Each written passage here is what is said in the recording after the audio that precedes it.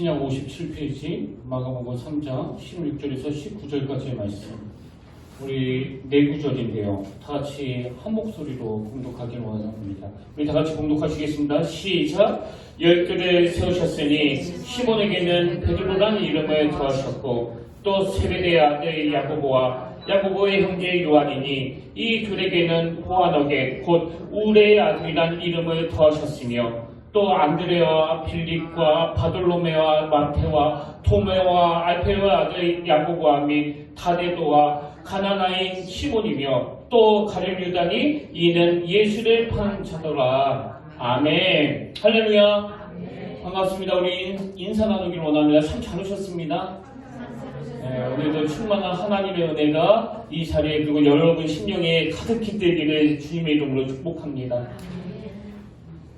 그 심리학자가 쓴 책 중에서 월요일 아침에 심리학 이런 제목의 책이 있는데요. 이 책은 그 직장인들의 애환과 그 월요병 이런 것들로 힘들어하는 분들을 위해서 쓴 책입니다. 그래서 그 책에 보면 이제 이 직장이나 직업에 관한 관점을 세 가지로 분류해서 설명하는 대목이 나오는데요. 그 첫 번째 관점은 영어로 잡입니다. 잡. 그러니까 이 직장이나 직업을 단순한 생계수단으로 보는 그런 관점이 있고요. 그러고 나면 두 번째 관점은 커리어예요. 커리어. 그래서 이 직장이나 직업을 경력과정으로 보는 그런 관점이 있고요. 그리고 마지막으로 이 세 번째 관점은 그 콜링입니다. 콜링. 그러니까 이 직장이나 직업을 이 소명적인 측면으로 바라보는 관점이 있는데요. 근데 예일대학교 에이미 교수님 팀에서 이 세 가지 관점, 자기의 일을 생계수단으로 바라보는 사람, 혹은 경력과정으로 바라보는 사람, 혹은 그 소명으로 바라보는 사람, 이렇게 세 그룹으로 나누어서 연구를 하다가 보니까 이 세 그룹 중에서 마지막 그 세 번째 그룹, 자기 일을 소명에 관한 문제로, 콜링에 관한 문제로 받아들이는 사람이 다른 두 부류의 사람들보다 이 직장 생활이 훨씬 즐겁고 또 경제적인 위치라든지 뭐 직장 내에서의 승진이라든지 훨씬 더 빨리 오르더라. 이런 연구 결과가 나왔다는 겁니다. 그럼 왜 세 번째 그룹인 이 직장이나 직업을 콜링으로 소명으로 바라보는 사람들이 왜 이렇게 즐겁고 또 왜 이렇게 능률적으로 일할 수 있는가 분석해 봤더니요. 그들은 이 내적인 성찰을 통해서 주도적으로 판단하고 주도적으로 의미부여한 사람들이기 때문에 더 동력이 있어가지고 열정적으로 열심으로 일하기 때문에 그렇다. 이제 그런 결과를 내놓았다는 겁니다. 또 그런가 하면 또 다른 연구팀에서도 이 소명의식을 가진 사람이 그렇지 않는 사람들에 비해서 자기가 하는 일과 삶에 대해서 훨씬 더 만족하고 또 그 결과도 더 뚜렷하게 높은 것으로 나타났다는 거예요. 그런가 하면은 또 흥미로운 게요. 이 세 부류 중에서 그럼 어느 부류가 자기가 하는 일과 삶에 대해서 가장 만족하지 못하는가 이걸 조사해 봤더니 이 직장 생활을 단순히 먹고 사는 데 필요한 돈벌이로 생각하는 그룹의 사람들, 그 그룹의 사람들이 자기 삶에 가장 만족감을 느끼지 못하더라는 겁니다. 그러면서 그 책에서 계속 강조하는 게 이 직장이나 직업을 그저 잡이나 커리어가 아니라 콜링으로 소명으로 여기는 것이 일에 대해 능률도 오르게 만들고 또 그 사람을 행복하게 만들더라는 거예요. 저도 그 책의 주장이 정말 공감이 되는 게요. 예전에 제가 한번 그 피아노 조율사 이야기를 해드리지 않았습니까? 그 유퀴즈 언더블럭이라는 프로에 나와가지고 어떤 할아버지께서 인터뷰하시는 내용을 전해드린 기억이 나는데요. 그분은 평생을 그 피아노 조율사로 사신 80세 중반쯤 되는 어린이세요. 그 고등학교 3학년 때인 그 19살 때부터 이 피아노 조율을 하기 시작해가지고 무려 65년 동안 하고 계시니까 뭐 이 피아노 조율을 하는데 거의 한평생을 다 바쳤다 해도 절대 과언이 아닌데요. 그런데 이 80대 중반의 이 어른이 인터뷰 하시는 내내 뭐 얼마나 당당한지 또 당신이 하시는 일에 대해서 얼마나 확신을 갖고 계시는지 뭐 이 목소리부터 자신감이 확 묻어나 있는 겁니다. 그게 참 보기가 아름다워서 제가 그분을 막 검색해 봤더니요. 그 할아버지께서 이 조율의 시간이라는 그 제목의 책을 내셨더라고요. 그래서 저도 그 도서관에 가가지고요. 이 책을 읽어봤는데 뭐 이 책에서도 역시 자기가 하는 일에 대한 이 자신감, 이 당당함 이게 막 묻어나 있는 겁니다. 그 책에서 이제 본인의 일을 이렇게 설명하는데요. 그 내용을 한번 들어보십시오. 콘서트 조율사에게는 조율이 곧 연주다. 조율을 하는 동안 나는 연주에 나가 연주자와 똑같은 기분을 갖는다. 성악가는 자신의 성대로 고조강약과 음색, 음정을 만들어 노래하지만 피아니스트는 피아노라는 상대를 빌려 노래한다. 음의 고조강력과 음색의 일부는 조율사가 만들어 놓은 피아노의 성능에 좌우될 수밖에 없다. 그 저자가 하는 일에 대한 긍지가 막 너무너무 멋지지 않습니까? 여러분, 만에 하나라도 이런 긍지가 없다면요, 이렇게 자기가 하는 일에 대해서 확신을 못한다면, 아니 뭐 그 피아니스트가 주인공이지, 그 수많은 관객들을 몰고 오는 그 피아니스트가 주인공이고 멋진 거지, 그 아무도 없는 곳에서 이 피아노만 만지고 있는 나 같은 게 뭐가 쓸모가 있겠냐고, 이렇게 자기를 자기 비김했다면 여러분, 이런 당당함이 나올 수 있겠습니까? 근데 이분은 뭐라고 이야기합니까? 콘서트 조율사에게는 이 조율이 곧 연주다. 아니 내가 이 조율을 잘 못하면 그 피아니스트가 어떻게 그 피아노를 칠 수 있겠느냐고. 여러분, 막 이런 확신을 가지고 당당하게 그 책을 쭉 피력해 나가는데 제 마음이 너무나 좋았던 건요, 이분이 피아노 조율사의 길을 걷게 된 계기가 그 고등학교 3학년 때 처음으로 시골교회를 나가기 시작했는데, 그 시골교회의 풍금을 보고 막 도전을 받아가지고, 그 살던 집이 너무 시골이고 가난한 집인데도 불구하고, 그 당시로 이 조율을 가르쳐주는 데가 없는데도 불구하고 계속 이 마음에서 그 열정이 타오르니까 막 일본에 연락해가지고 일본 책을 구하고 또 일본어를 배우기 시작하고. 여러분, 이게 바로 콜링이에요, 콜링. 아무리 어린 나이에 학생이라 할지라도 이게 나에게 맡겨진 사명이다. 그 시골교회에서 이런 꿈을 연구러가게 됐다는 글을 보면서 제 마음이 너무나 좋더라고요. 이게 바로 교회지, 이게 바로. 그리고 제가 조금 전에 소개해드린 그 월요일 아침에 심리학이라는 책을 읽으면서도 기분이 좋았는데요. 왜냐하면 이 책은 목회자가 쓴 책이 아니고요, 전문 심리학자가 쓴 책입니다. 그리고 종교 서적이 아니고요, 그냥 일반 서적이에요. 근데 놀랍게도 일반 심리학자가 직업을 분류할 때 콜링, 소명의식이 제일 중요하다, 계속 그걸 강조하는 걸 보면서 제가 마음이 참 좋았고 또 놀랐습니다. 왜냐하면은 여러분이 잘 아시지만 사실 이 소명이라는 단어나 콜링이라는 단어는 다 그 신앙 용어 아닙니까?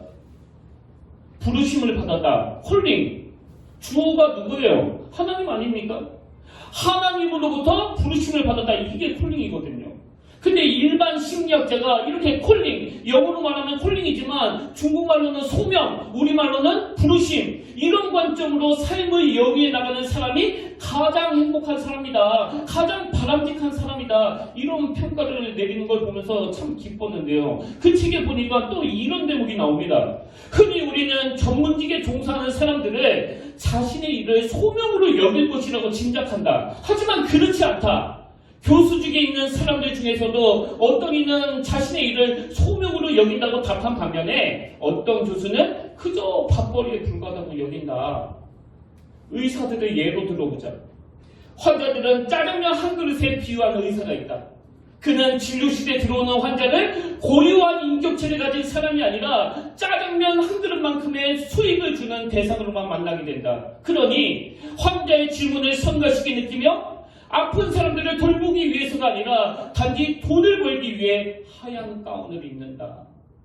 저는 이 글을 읽으면서, 저는 목회자니까요, 목사니까요, 저기 나오는 교수, 의사 그 대목을 목사로 바꿔 읽은 거 아닙니까? 목사로 바꿔가지고 읽으면서 뭐 원래부터도 알고 있었지만 새삼 깨닫게 되는 게 뭐냐? 보통 이 목회자를 그 성직이라고 하는데 그건 반은 맞고 반은 틀린 이야기라는 거예요. 여러분, 목회 자체가 바로 이 성직이 아니에요.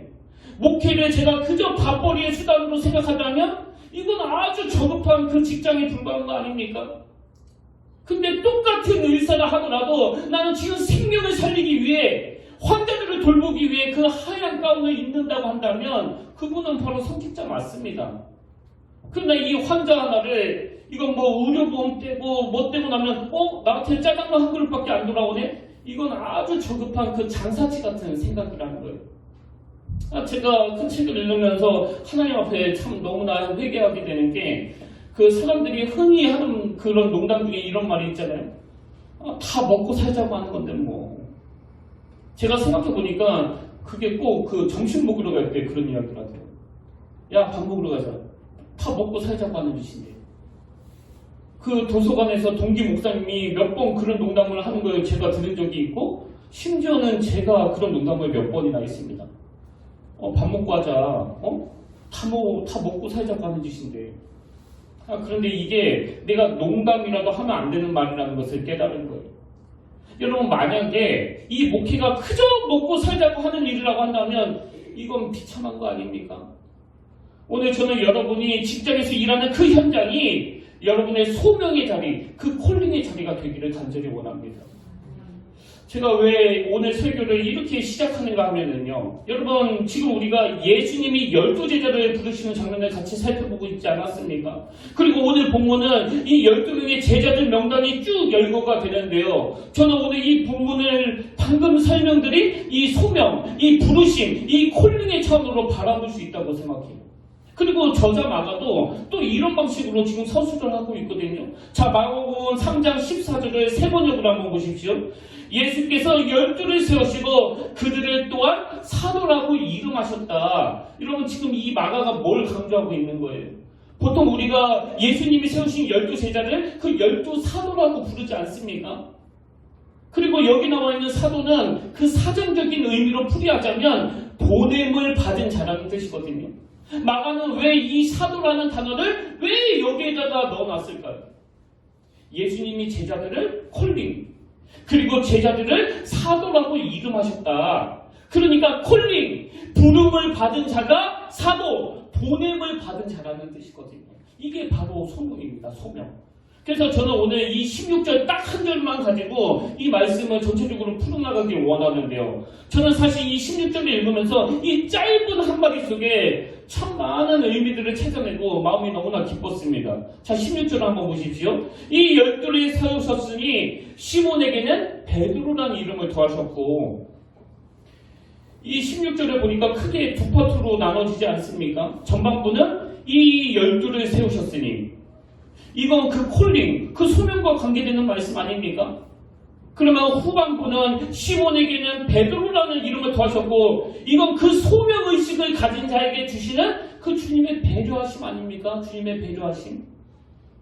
시몬에게는 베드로라는 이름을 더하셨고, 그래서 저는 이제 이 16절에서 발견되는 여러 의미들을 구체적으로 여러분과 함께 살펴보기를 원하는데요. 자, 여러분, 첫째로 전반부에 나오는 이 12를 세우셨으니 이 부분을 같이 살펴보기를 원합니다. 여러분, 혹시 이 구절을 읽으면서 이런 의문을 가지신 적이 있습니까? 아니, 왜 예수님은 당신의 제자로 12명을 뽑으셨지? 예수님이 꼭 12명을 제자로 뽑으신 이유가 있나? 이 질문에 대해서 보편적으로 대부분의 학자들이 이렇게 설명합니다. 그건 이스라엘 12지파를 상징하기 위해서다. 지금 예수님은 이 12명의 제자들과 더불어 그 새 이스라엘, 새로운 믿음의 공동체를 건설해 가시려는 그런 마음을 갖고 계시는데, 그런 맥락에서 이 이스라엘 12지파를 상징하는 12제자를 주님이 세우신 거다. 이게 그 보편적인 설명이거든요. 근데 저는 이 말씀을 가만히 묵상하면서 이런 일반적인 설명 외에도 여기에 굉장히 많은 메시지가 담겨있는 걸 발견하는데요. 그 중에서 여러분, 이 구절이 주는 그 중요한 메시지가 뭡니까? 지금 예수님께서는 새 이스라엘 공동체를 세워가시되, 나는 전지전능하기 때문에 혼자서 할 수 있어. 난 니들 도움 하나도 필요 없어. 이게 아니고 그 약하게 약한 12명의 제자들과 함께 이루어가시는 그 정신, 이게 이 12명의 제자들 안에 녹아있는 겁니다. 무슨 뜻입니까? 지금 예수님은요, 구약 잠언 27장 17절의 정신이 이 제자들 가슴 속에 깊이 자리 잡기를 원하세요. 잠언 27장 17절에 어떤 말씀이 있습니까? 철이 철을 날카롭게 하는 것 같이, 철이 철을 날카롭게 하는 것 같이 사람이 그의 친구의 얼굴을 빛나게 하느니라. 여러분, 왜 12명이, 왜 복수가 함께 모여서 공동체를 이루어야 하느냐? 서로가 서로를 섬기고 서로의 약한 걸 보완해가지고 서로가 함께 성장해가면서 철이 철을 날카롭게 하는 그런 공동체를 주님이 원하셨기 때문이에요. 여러분, 인간은요 원래 그렇게 지음받은 존재입니다. 최근에도 제가 그 쥐를 가지고 실험한 그 내용의 칼럼을 읽은 적이 있는데요. 어떤 실험을 하느냐? 이 실험용 쥐를 먼저 그 두 그룹으로 나눕니다. 그래서 한 그룹은 이제 혼자 각각의 독방을 만들어서 그 혼자서 지내도록 격리를 시키고, 그런가 하면 또 다른 한 그룹은 이 쥐들이 함께 모여 살도록 그렇게 환경을 조성했는데요. 그리고는 모든 쥐들에게 그 종양세포를 투입한 거예요. 그리고는 350일이 지난 다음에 조사를 해보니까 이 동료들과 함께 사는 쥐들에게는 종양이 거의 감지가 되지 않았는데, 이렇게 격리시켜 놓은 홀로 된 쥐들에게는 무려 30% 이상에게서 그 종양이 감지가 되더라는 겁니다. 그리고 이 격차가 점점 벌어지는데요. 이제 한 2년쯤, 한 790일이 지난 후에 조사를 해보니까 그렇게 그룹으로 집단을 이루어서 이 사회적 관계 속에서 사는 쥐들과는 달리 이 고립된 쥐들에게서는 거대한 종양이 관찰이 되더라는 거예요. 그래서 저는 그런 연구 결과를 다룬 글의 소제목이 아직도 제 머릿속에 남아있는데요. 이렇게 되어 있었습니다. 격리된 쥐는 암에 취약하다. 격리된 쥐는 암에 취약하다. 여러분, 왜 이런 실험을 했을까요? 인간도 마찬가지이기 때문 아닙니까? 여러분, 격리된 쥐가 암에 취약하다고 하는 그 메시지가 지금 우리에게 뭘 던져주고 있습니까? 예수님이 12명의 제자들을 뽑으실 때 아주 유능한 사람들만 놓고서 1명, 2명 이렇게 뽑으신 게 아니라 다 그만한 제자들로 12명을 뽑으신 이유는 약하디 약한 그들이 그 공동체를 통해서 철을 날카롭게 하는 서로에게 필요한 존재가 되게 하시라는 그 예수님의 정신이 담겨져 있는 겁니다. 그래서 여러분, 신앙생활에서는요, 뭐 독보이 장군이 없습니다. 독보이 장군 다 아시죠? 무슨 일이든지 자기 생각대로 혼자서 처리하는 사람. 신앙생활에는 독보이 장군이 없습니다. 그래, 이런 질문도 가능하지 않습니까? 아니, 그렇게 그룹으로 하는 게 좋으시면 꼭 12명이 아니라 22명을, 32명을 뽑으시는 게 낫지 않습니까? 저는 이런 생각으로 혼자 해보는 거예요. 왜 13명이 아니라, 왜 22명이 아니라, 왜 32명이 아니라 꼭 12명이야만 하는가? 여러분, 예수님이 생각하시는 이 소그룹은 이 12명이라는 숫자를 넘어서면은 소외감을 느끼는 사람, 낙오자가 되는 사람, 그런 사람들이 생기기 때문이 아니었을까? 그래서 여러분, 그 제자 훈련이나 속회 모임도 가장 기본적으로 10명에서 12명을 바탕으로 만들어지는 거 아닙니까? 그리고 여기서 한 가지, 제가 본문을 묵상하다가 세상 놀랐던 게 뭐냐면요, 지금 예수님이 12명의 일꾼들을 부르시는데 다 너무나 다른 사람들이에요. 어떤 제자는 조용하고 또 차분하게 일하는가 하면, 또 어떤 제자는 뭐 우레의 아들이라는 별명이 있을 정도로 막 다혈질이고 급하고. 예수님은 이런 이질적인 사람들을 모아놓는데요, 저는 이 이질적인 요소의 백미가 바로 18절에 있다고 생각합니다. 오늘 보면 18절에 제가 다르게 표시한 이 두 사람을 좀 주목해서 보십시오. 또 안드레와 빌립과 바돌로메와 마테와 도마와 알페오의 아들 야고보와 및 다데도와 가나나인 시몬이며, 여러분, 여기 나오는 가나나인 시몬을 세 번역으로 찾아보니까 열혈당원 시몬 이렇게 번역하고 있더라고요. 여러분 다 아시지만 예수님 당시에 유대나라는 그 로마 제국의 속구가 아니었습니까? 그러니까 그런 상황에서 열혈당원은 이 로마에 대하여 극렬하게 저항하며 싸웠던 사람들이에요. 뭐 가슴에 칼을 꽂고 다녔던 사람입니다. 제자들 중에는 이런 극단적인 열혈당원이었던 시몬이 있는데, 여기에 반해서 세리마태는 정반대로 그 로마에 빌붙어가지고 자기 동족에게 세금을 걷어서 그 로마에 바치는 일을 하던 그런 사람 아닙니까? 뭐 그야말로 세리마태가 이 열혈당원 시몬은요, 서로 상극이에요, 상극. 그래서 제가 이 상극을 국어사전에서 찾아봤더니 이렇게 설명하더라고요. 둘 사이에 마음이 서로 맞지 아니하여 항상 충돌함. 아니, 예수님은 너무나 잔인하신 거 아닙니까? 뭐 한 200명을 뽑는데 뭐 이런 사람 저런 사람이 있다면 제가 이해를 해요. 근데 예수님은 왜 그 한눈에 다 들어오는 12명을 뽑으시면서 이런 상극을 묶어두셨을까? 여러분, 여기에 굉장히 중요한 메시지가 있습니다. 예수님께서 원하셨던 그 공동체는요, 이 하나님 나라의 공동체는 이런 말도 안 되는 이질적인 요소만 있는, 정말 원수 같은 생각이 다르고 성향이 다르고 모든 게 다 다른 사람들이 모여서 서로 용납하고 서로 품어주면서 서로 조화를 이루어가는 것이 바로 하나님 나라라는 걸 강조하고 싶은 거 아니겠습니까? 최근에 제가 어떤 분하고 대화를 나누는데요. 그분이 이런 이야기를 하시더라고요. 이 이데올로기가 위험한 건 이 좌파나 우파에다가 하나님을 가둬버리는 결과를 가져오기 때문이다.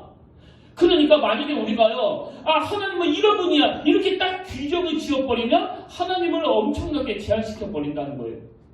우리가 어떤 이데올로기로 하나님을 우파적인 생각으로 하나님을 좌파적인 생각으로 바라보면 하나님의 그 폭넓으심, 열을 닿은 시몬도 품어주시고 그 악한 세리마트도 품어주시는 그 하나님의 폭넓으심이 제한을 받을 위험이 있다는 거거든요. 그래서 저는 간혹 정치적으로 저랑 다른 성향을 가진 성도님이나 그 목사님들과 만나서 대화하기를 원합니다. 그래서 그분이 어떤 생각을 가지고 있고 어떤 말을 하고 있는지 제가 귀를 열어 듣기를 원해요. 왜? 그래야 제가 너무 한쪽으로 치우치는 것을 막을 수 있다고 생각하기 때문에.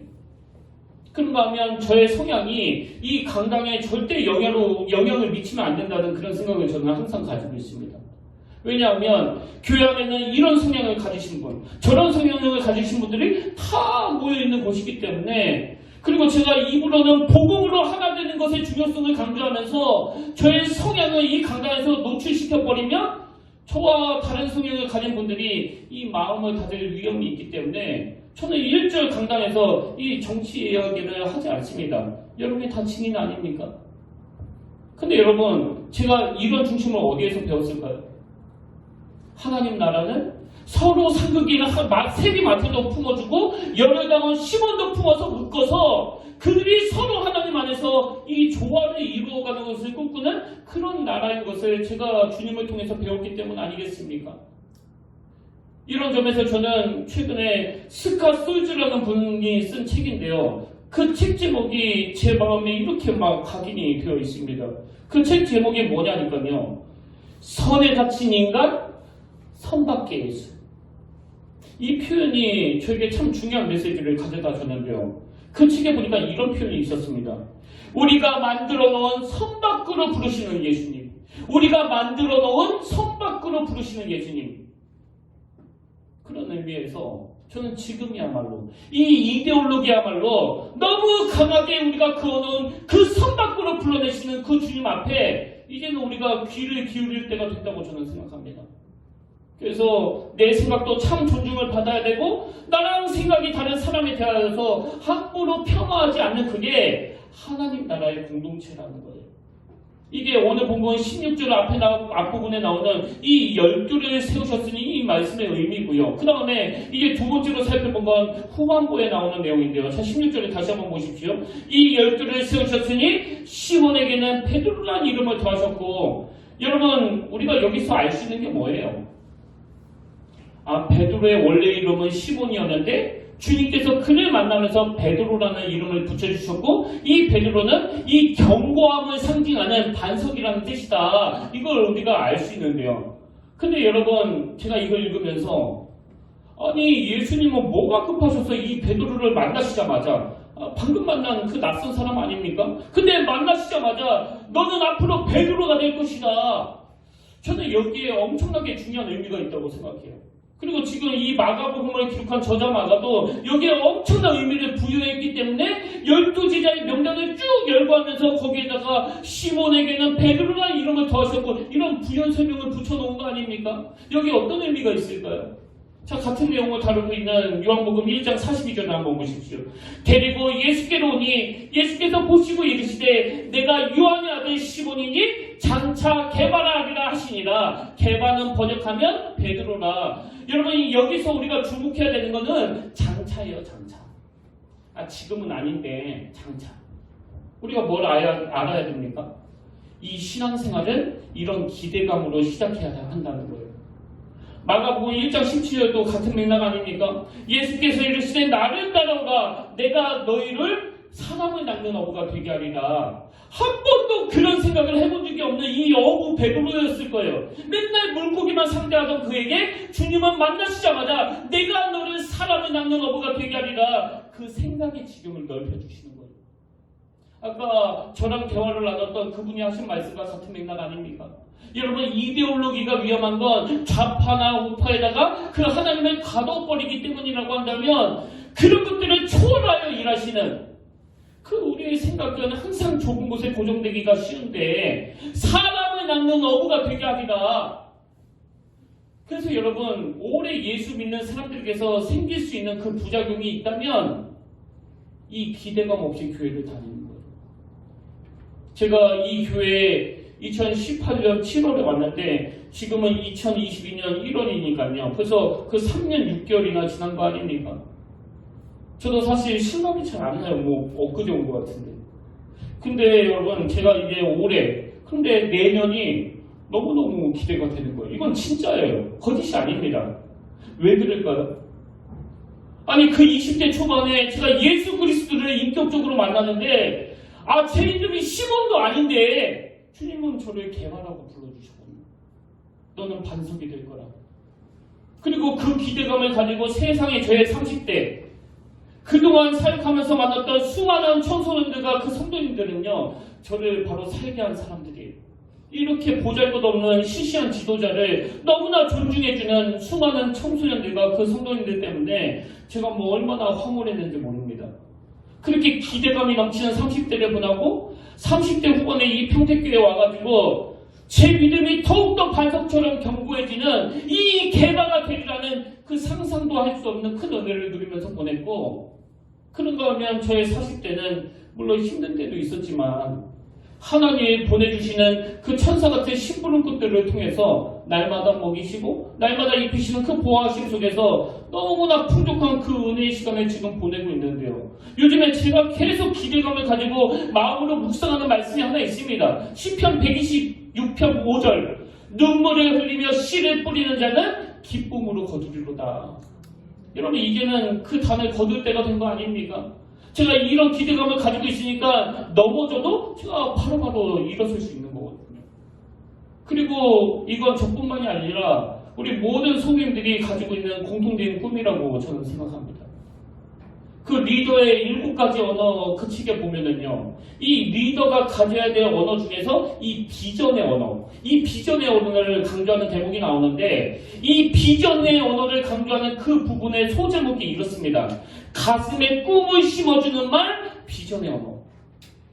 그래서 지도자라면 그 비전의 언어를 써야 된다, 사용해야 된다. 여러분, 가만히 생각해보니까 이게 바로 우리 예수님 아닙니까?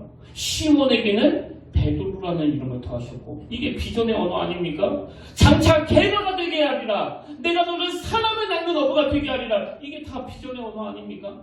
저는 이 말씀을 묵상하다가 평소에 제 언어를 점검하고 하나님 앞에 회개하는 시간을 가졌습니다. 뭐 저 나름대로는 잘해보려고 한 건데요, 저는 평소에 이 비전의 언어보다는 지적의 언어를 더 많이 구사한 것 같아요. 뭐 저는 그렇겠습니까? 부모가 자녀를 교육할 때 물론 잘 되라고 하는 말인데도 너 왜 그렇게 하는데, 너 이거 반드시 고쳐야 돼. 여러분, 아직 안 늦었습니다. 지금부터 다시 시작하면 돼요. 이 지적의 언어로는 자녀가 변화되지 않습니다. 그 아이를 변화시키는 건 비전의 언어예요. 뭐 여러분도 아시겠지만 예수님이 부르신 그 제자들도 그 성장이 얼마나 더딘 사람들이었습니까? 오죽하면 마태복음 15장 16절 예수께서 이르시되 너희도 아직까지 깨달음이 없느냐? 그런가 하면 마태복음 16장 9절에서도 너희가 아직도 깨닫지 못하느냐? 심지어 그 부활하신 이후에도 예수님께 같은 지적을 받습니다. 누가복음 24장 25절 이르시되 미련하고 선자들이 말한 모든 것을 마음에 더디 믿는 자들이요. 여러분, 놀라운 건요, 예수님이 이렇게 그들의 약점을 막 지적해 주시는데 제자들이 상처를 하나도 안 받아요. 뭐 그 말을 듣고서 나 상처받았다, 나 이제 제자 안 할란다, 나 떠나간다, 그런 사람이 하나도 없습니다. 왜 그런지 아십니까? 주님의 말씀의 바탕에는 항상 너희들이 지금은 시몬이지만 창차 개바가 될 것이다, 이 비전을 품고 제자들에게 다가가기 때문이거든요. 저는 이번에 이 설교를 준비하면서 주님이 그 베드로에게 하신 말씀 하나를 발견하고 마음에 이렇게 막 싸한 아픔이 올라오는 것을 경험했는데요. 참 누가복음 22장 31절 32절입니다. 시몬아, 지금 베드로를 두고 하는 말 아닙니까? 시몬아 시몬아, 보라 사탄이 너희를 밀가루르듯 하려고 요구하였으나 그러나 내가 너를 위하여 내 믿음이 떨어지지 않기를 기도하였노니 너는 돌이킨 후에 내 형제를 굳게 하라. 여러분, 이 말씀이 언제 나온 말씀인지 아십니까? 예수님이 십자가를 지시기 직전에 나온 말씀이에요. 예수님이 분명히 지금 말씀하셨잖아요. 돌이키라고. 그래야 사명을 감당할 수 있다고 그랬는데 주님의 이 말씀이 메아리도 끝나기 전에 베드로는 주님을 3번씩이나 부인하는 그 돌이킬 수 없는 비참한 자리에 빠지잖아요. 제가 왜 마음이 싸하게 아파냐 하면은 제 마음 안에도 하면 안 되는 실수를 한 기억들이 덕지덕지 남아있거든요. 제가 그 감정이입을 해가지고 이 베드로를 생각하니까 이 베드로가 너무나 불쌍한 거예요. 베드로가 다 울기 전에 해서는 안 되는 그런 끔찍한 짓을 저지르고 이 베드로의 머릿속에서 이 주님의 말씀이 얼마나 메아리 쳤을까 제가 상상을 해보는 겁니다. 너는 돌이킨 후에 내 형제를 굳게 하라. 주님이 나에게 분명히 그렇게 신신당부 하셨는데 나는 주님을 배신해버렸다. 나는 주님을 3번이나 부인해버렸다. 그 씻을 수 없는 아픔을 가지고 무너질 수밖에 없는 이 베드로였지만 여러분, 저를 눈물 나게 만드는 대목이 뭔지 아십니까? 요한복음 21장 15절 맨 끝부분 여러분 다 아시잖아요. 이르시되 내 어린 양을 먹이라. 만약에 예수님이 지적의 언어를 쓰셨다면 베드로는 그냥 그 자리에서 끝이에요. 내가 너 분명히 경고했잖아. 돌이키라고. 근데 어떻게 네가 나한테 이럴 수 있느냐고. 근데 놀랍게도 예수님은 지적의 언어를 쓰시는 게 아니라 그 순간에도 비전의 언어를 쓰시는 거예요. 내 양을 먹이라. 이게 미래지향적인 비전의 언어 아닙니까? 그래서 제가 오늘 설교 제목을 소명이 있는 자는 무너지지 않습니다. 이렇게 잡은 거예요.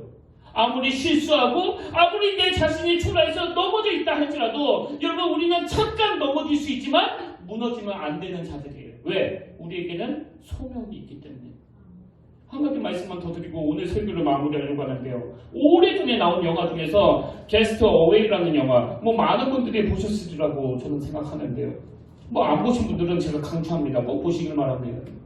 여러분, 이 게스트 어웨이라는 영화는요, 미국의 페덱스라고 하는 유명한 화물 택배 회사 그 직원이었던 그 주인공이 이제 배달할 물건을 이 페덱스 전용 비행기에 꽉꽉 실어가지고 그 태평양을 건너는데 그만 이상 기류를 만나가지고 그 비행기가 태평양 바닥으로 추락해 버립니다.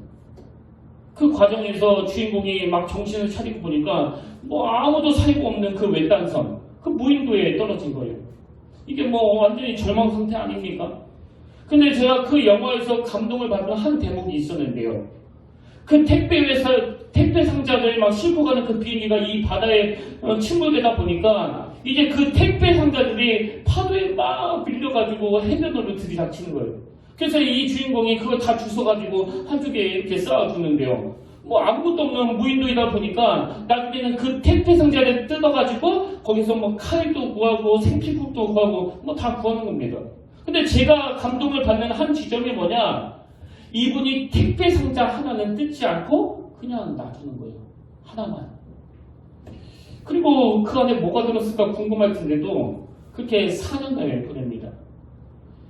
그렇게 택배 상자를 뜯지 않고 그냥 놔둔 다음에 4년 뒤에 막 구사일생으로 그 무인들을 탈출해가지고 이제 집으로 돌아가는데요. 맨 마지막 장면이 저는 지금도 울컥해요. 이분이 그 택배를 들고 그 주인에게로 배달을 가는 거예요. 그리고 그 택배를 전해주러 가서 그 집 초인종을 눌렀는데도 그 주인공이 안 나오니까요. 거기에다가 그 쪽지 하나를 이렇게 써놓았습니다. 이 택배 상자가 제 목숨을 구했습니다. 여러분, 뭘 의미하는지 아시겠습니까? 죽을 수밖에 없는 절망의 상황이에요. 무인도예요. 그렇게 절망적인 상황, 그 고독하고 좌절이 밀려오는 그 시간에 그 택배 상자 하나를 남겨놓고 나는 사명이 있기 때문에 나는 이 사명을 감당해야 되기 때문에 죽으면 안 된다. 나는 죽을 수 없다. 그 4년 동안 계속 그걸 되뇌었을 그 모습을 생각하니까 제가 울컥이 되는 겁니다. 여러분, 비록 지금 현실이 너무나 낙심이 되고 지금 눈앞에 있는 이 어려움 때문에 절망하고 있는 분이 계시다면 오늘 이 설교 제목을 통해 다시 한번 힘을 내시기를 바랍니다. 아무리 낙심이 되고 아무리 아무것도 없는 그 무인도에 떨어져 있는 것 같은 그런 절망이라 할지라도 하나님, 나는 소명이 있게 무너지지 않습니다. 아니요, 절대 무너질 수 없습니다. 저는 이게 바로 우리 그리스도인들의 언어라고 생각합니다. 그래서 저는 오늘 이 두 성경 구절, 시편 118편 17절, 내가 죽지 않고 살아서 여호와께서 하신 일을 선포하리로다. 이게 바로 콜링이에요, 콜링. 그런가 하면 고린도후서 4장 7절, 우리가 이 보배를 질그릇에 가졌으니 이는 심히 큰 능력은 하나님께 있고 우리에게 있지 아니함을 알게 하려 함이라. 여러분, 그 능력의 근원은 나한테 있는 게 아니라 이 비전의 언어로 너는 장차 계례가 될 것이다. 너는 장차 사람을 낳는 어부가 될 것이다. 그렇게 꿈으로 다가와주시는 그분이 이 초라한 질그릇 같은 내 인생에 보배로 자리 잡고 계시기 때문에 아버지, 이 소명자는 무너지지 않습니다. 오늘 이 말씀이 저와 여러분을 살려내는 복음의 능력이 담겨있는 하나님을 향한 여러분의 고백이 되기를 간절히 축원합니다. 우리 결장 찬양으로 우리 찬양 함께 불러보기를 원하는데요. 주님 다시 오실 때까지 나는 이 길을 가리라. 좁은 문, 좁은 길, 이 찬양 함께 부르길 원하는데, 여러분, 소명자는 항상 좁은 길, 고난의 길, 십자가의 길을 가게 되어 있습니다만, 그러나 우리에게는 하나님이 주신 이 비전의 언어, 이 소망이 있기 때문에 이겨나갈 수 있고 견뎌낼 수 있다는 거. 오늘 가정의 문제로, 또 경제적인 문제로, 또 이런저런 풀리지 않는 어려움으로 힘들어하는 분들에게 오늘 이 찬양이, 오늘 이 설교가 비전의 언어로 다가오시는 그 주님의 음성이 되기를 원합니다. 우리 가사를 생각하시면서 우리 함께 찬양 부르기 원합니다.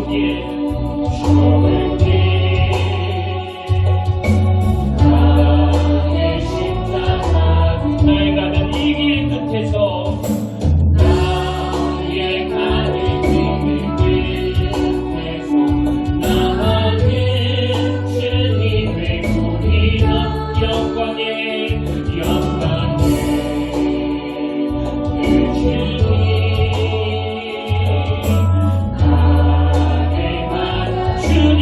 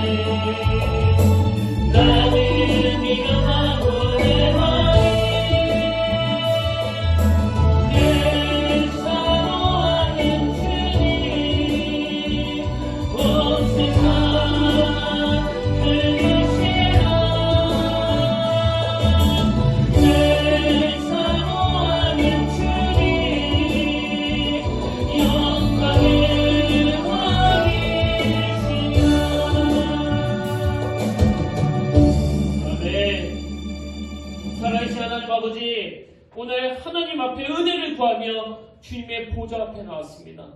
하나님, 지금 우리는 너무나 힘들고 너무나 어려운 상황을 걸어가고 있습니다. 이 코로나19가 장기화되는 그 과정에서 아버지, 마음이 너무너무 아프고 또 삶의 이런저런 문제로 제 마음이 무너지고 있습니다. 그러나 아버지, 우리가 넘어질 수는 있겠지만 우리가 이것을 견뎌내야 되는, 우리가 이것을 반드시 이겨낼 수밖에 없는 이유를 주시는 그 예수 그리스도를 오늘 모든 성도님들이 경험하게 하시고, 우리의 성장이 더디다고 지적하지 아니하시고 창차의 눈으로 기다려주시는 그 주님의 사랑을 맛보게 하여 주시옵소서. 그래서 나이가 들면 들수록 주님 앞에서 더 온전한 믿음으로 견고해지는 그런 하나님의 자녀들로 주님께서 친히 붙잡아 주시옵소서. 그렇게 함께 하시는 주님 신뢰하며 감사드리옵고 존귀하신 예수님 이름으로 간절히 기도드립니다. 아멘. 이제 우리 다 자리에서 일어나셔서 나를 지으신 이가 하나님, 나를 부르신 이가 하나님, 나를 보내신 이도 하나님, 나의 나된 것은 다 하나님의 은혜라. 우리 가사를 생각하면서 함께 이 찬양 부르기 원합니다. 우리 힘을 내서 부르기 원합니다.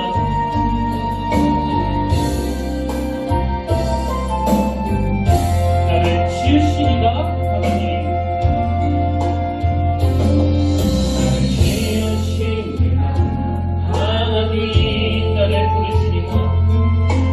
부르시니가 하나님, 나를 보내시니도 나를 보내시니도 하나님,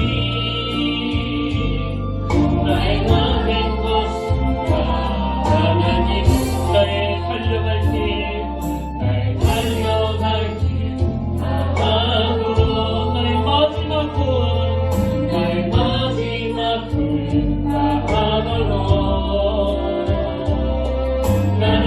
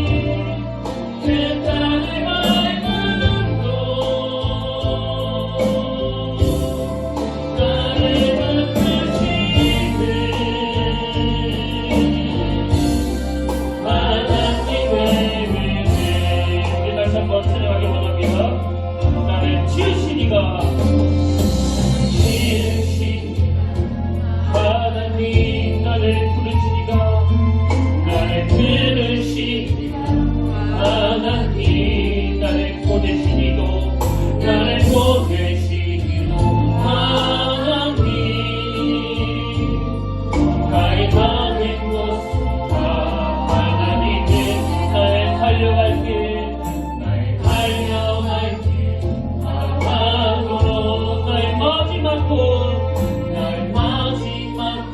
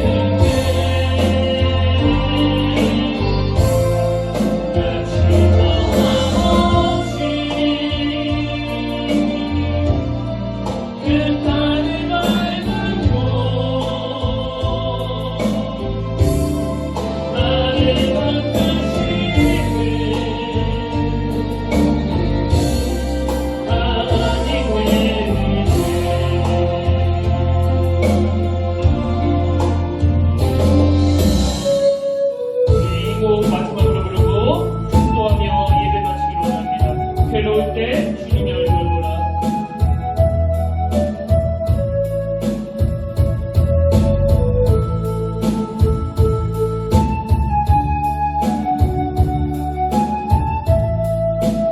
이렇게 찬양합니다. 괴로울 때 주님의 얼굴 보라. 평안의 주님 바라보아라. 세상에서 시달린 친구들아 위로의 주님 바라보아라. 눈을 들어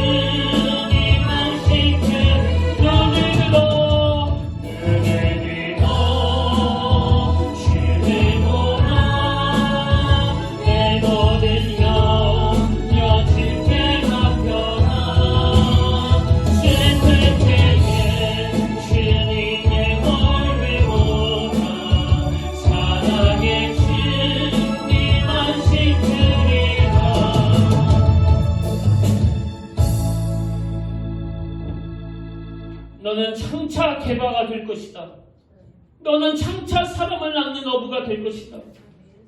아버지, 예수 믿는 우리도 넘어질 수 있고 예수 믿는 우리도 잠깐 낙심에 빠질 수 있지만 그러나 하나님 우리에게는 소명이 있기 때문에 절대로 무너지지 않습니다.